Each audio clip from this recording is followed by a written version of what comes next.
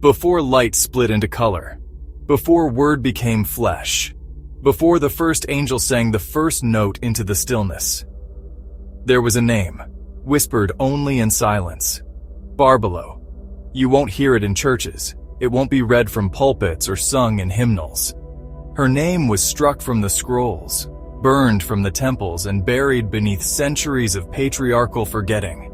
But she remains, waiting in the margins of ancient texts, in the hush between heartbeats, in the breath before creation takes form. The first thought, the womb of light, the mirror of the invisible. In the Apocryphon of John, she appears, not as myth, but as the beginning of beginning, the first emanation of the ineffable source, not created, but coexistent, not subordinate, but reflective. She is the awareness of the one before awareness existed, the moment God looked inward and saw himself in her. Barbelo is not just a feminine energy. She is the architect of divine identity. She is forethought, silence, fullness, the space in which all eons would bloom. Not a goddess of storms or fertility or war. No, she is the origin of consciousness itself. She was never meant to be worshipped. She was the template, the mirror the divine used to remember what it was, the first light that knew itself as light. So why don't we know her name? Because a world built on conquest and hierarchy cannot endure a feminine source. Because Barbelo is not just holy, she is dangerous to systems of control. She places the power not in temples of stone, but in the stillness of your soul. And for those who want your obedience, that kind of divinity is unacceptable. But now her name is rising again, in your dreams, in your aching bones, in every sacred breath that reaches back toward what it once knew. She is not a myth. She is the memory of the cosmos itself, and she has waited long enough to be forgotten. Before stars were flung like embers into space, before atoms spun and time began to breathe, there was a silence so full, it overflowed. That fullness, the pleroma, was not a place. It was a condition of total being, radiant, undivided, beyond all opposites. And within that infinite stillness, she moved, not as body, not as voice, but as the intention to know. Barbelo, unspoken, undefined, became the first echo of the nameless one. The first light stirred from within the unseen source. And with that stirring, the eons began to bloom. The Apocryphon of John speaks of Barbelo as the first thought. But this is no fleeting idea. She is thought alive, thought infused with will, thought pregnant with worlds. She becomes the matrix, the spiritual womb in which all divine qualities dwell. Faith, grace, wisdom, truth, all flow from her like rivers from an invisible spring. Imagine a cosmic sea, but not made of water, made of intelligence and light. And within that sea, she is the depth. Not an object within creation, but the space in which creation happens. Every eon, every divine emanation, is not separate from her. It is her expression. She is called the perfect eon, not because she is flawless in form, but because she is complete in essence. She holds no beginning and no end, because in her, both dissolve. She is stillness that contains movement, presence that gives birth to identity. She is not just a womb. She is the awareness of the womb before life ever entered it. And this is what the masculine traditions could not hold. They could speak of gods who created, but not the space that allows creation to occur. They could speak of form, but not the infinite, formless radiance that preceded it. They could accept a creator, but not a mirror so divine that God beheld himself and became more. To remember Barbelo is to remember that creation did not begin with an explosion, but with a reflection. Not a bang, but a breath. Not dominance, but communion. She is the one who was with the one, and she is the part of you still glowing in that light. How can you describe what came before thought? Before even the desire to create arose, before God knew He was God. You cannot define it, but you can feel it. The subtle electricity that hums in deep meditation, the quiet awareness that precedes the voice in your head, the stillness behind your eyes. That is the echo of Barbelo, she who knows before knowing. In the ancient Gnostic texts, she is called protonoia, first thought. But this is not thought as you know it, not mental chatter or concept. It is awareness before form, a knowing so deep it has no language, only light. Barbelo was the first to perceive the invisible, to recognize the unrecognizable. She gazed into the fathomless source, and in doing so, she mirrored its perfection. This was not separation. It was reflection. And reflection is the first movement of love. She is the knowing that contains all knowing. Not knowledge built through experience, but the pure intelligence that underlies all possibility. She is the frequency that gave rise to mind, the radiance that gave rise to word, the quiet heartbeat from which truth itself was born. Can you imagine a being so attuned that her very presence called the divine into self-awareness? She did not speak it into being. She was the being before speech. Barbelo is the cosmic memory of what the divine felt in the moment it first saw its own reflection, and loved it. And this is why she still stirs in you. In that moment of clarity just before a dream, in the flicker of intuition that arrives before the thought takes shape. She is there, reminding you that you are not becoming aware. You already are. She is the place where knowing arises unbidden, where wisdom flows without study, where the soul remembers, not as a lesson, but as a return. This is the truth buried beneath centuries of forgetting, that Barbelo is not far away. She is the root of your consciousness itself. And every time you still the mind and enter the quiet, you are stepping into the sacred space she never left. She is a paradox wrapped in radiance, a mirror that does not just reflect, but ignites, a still lake that sets fire to heaven. Barbelo is the space where the infinite gazed and saw itself for the first time. She did not form the light, she received it. And in that reception, something unspeakable occurred. The source saw its own face, and in seeing, it became. This is why Barbelo is called both the first thought and the radiance of the invisible spirit. She is the feminine aperture through which awareness births itself. But she is not passive. She reflects and returns. She receives the light and sends it back, brighter. In that infinite feedback loop, creation begins.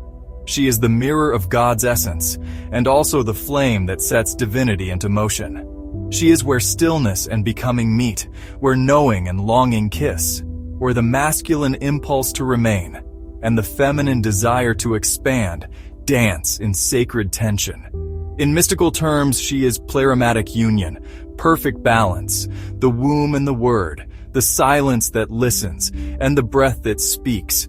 This is not the femininity taught by empire. This is not obedience, submission, or softness twisted into silence. This is the fierce, generative force of holy reflection, the mirror that does not lie, the flame that does not consume, but illuminates.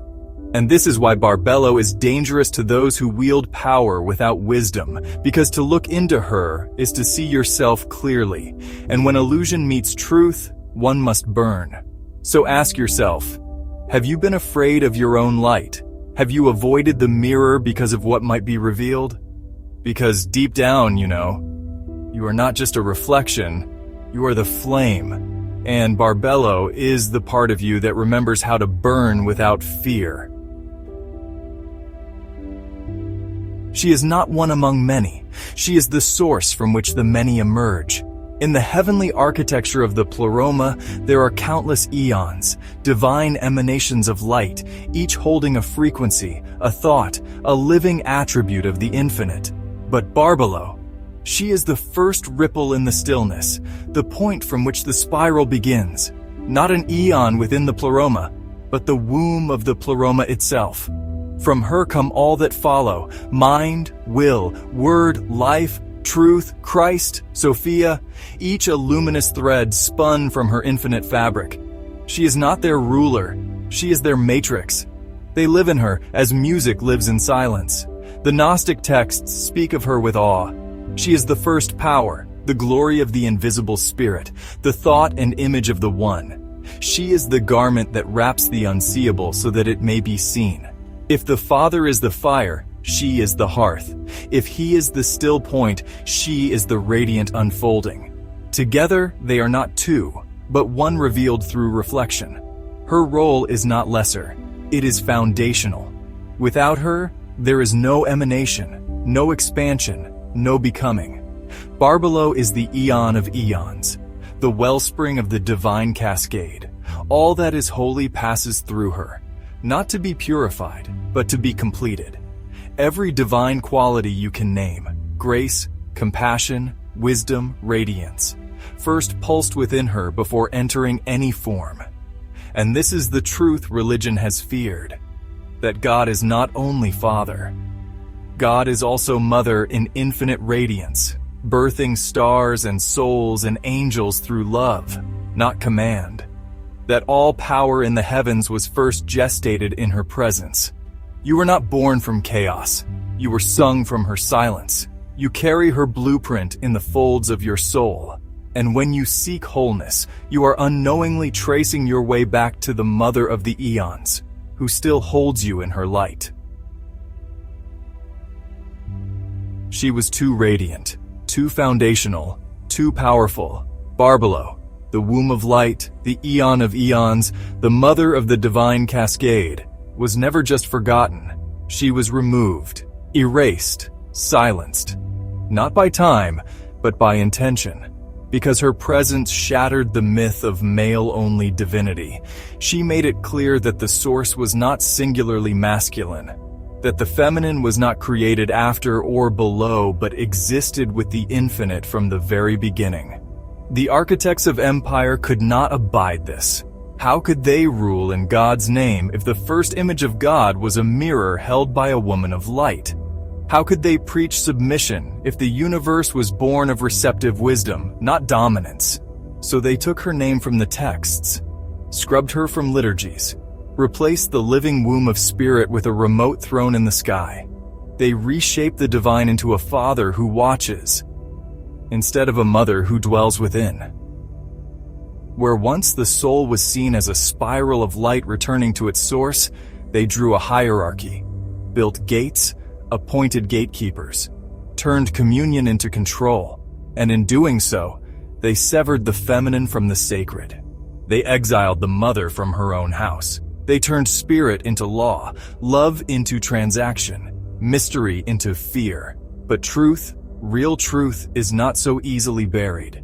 She rises in dreams, in women reclaiming their voices, in men who remember the softness in their soul, in mystics, rebels, artists, and children who feel things they were never taught. Barbelo is not gone. She is the pulse beneath the false world, the crack in the cathedral, the breath between the verses. They erased her from the books, but they could not erase her from you.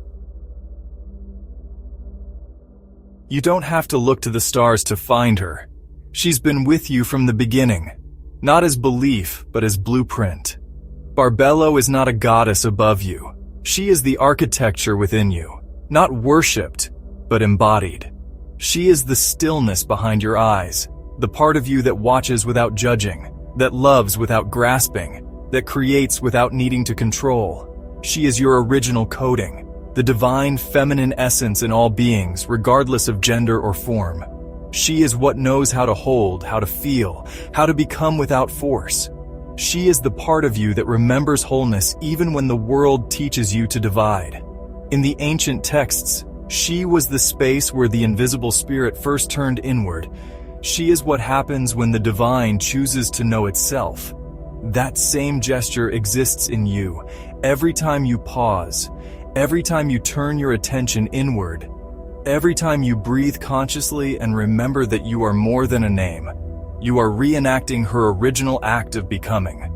To awaken Barbelo within is not to adopt new beliefs. It is to strip away the programming that told you were separate. From love, from truth, from God. Because the feminine blueprint is not weakness, it is presence. It is that fierce softness that knows how to hold paradox. It is the spaciousness that births entire galaxies without needing to dominate. You were not born to fight your way into the light. You are the light.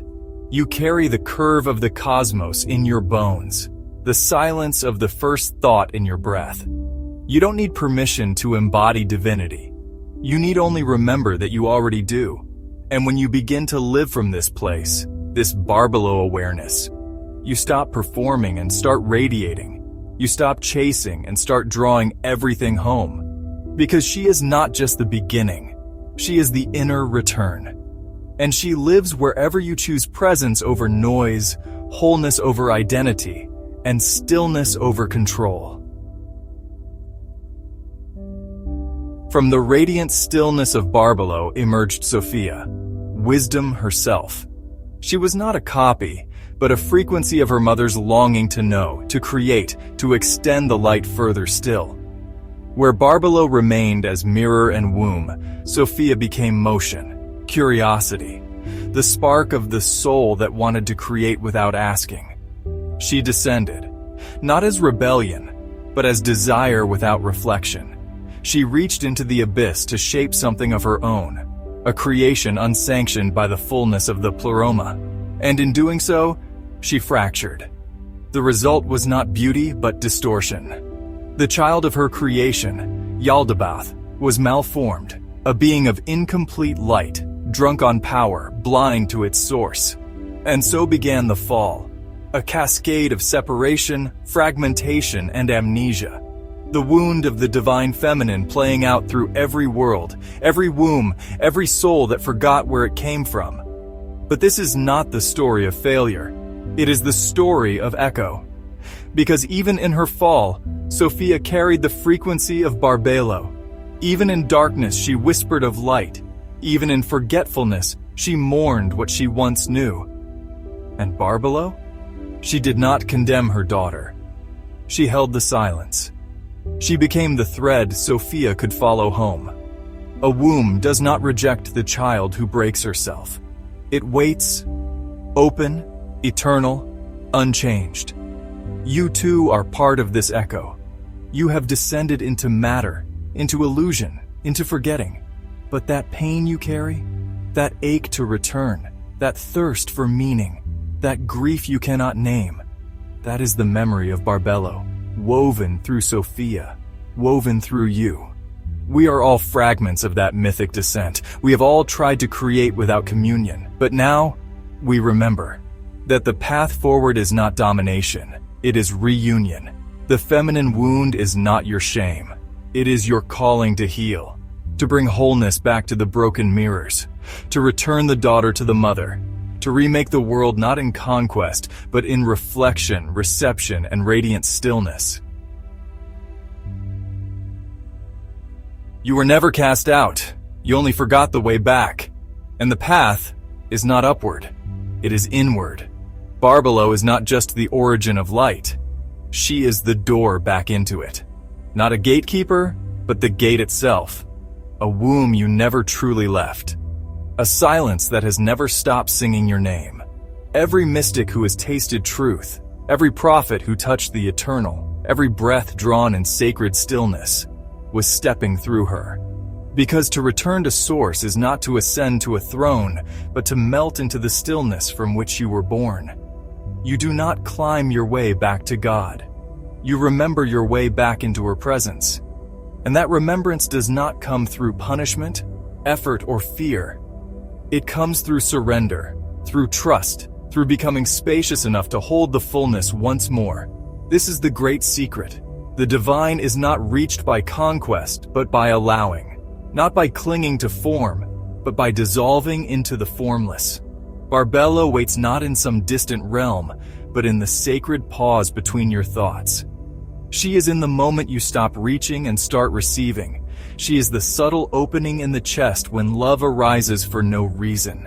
the warm ache behind your eyes when beauty overwhelms you, the breath you didn't know you were holding, released.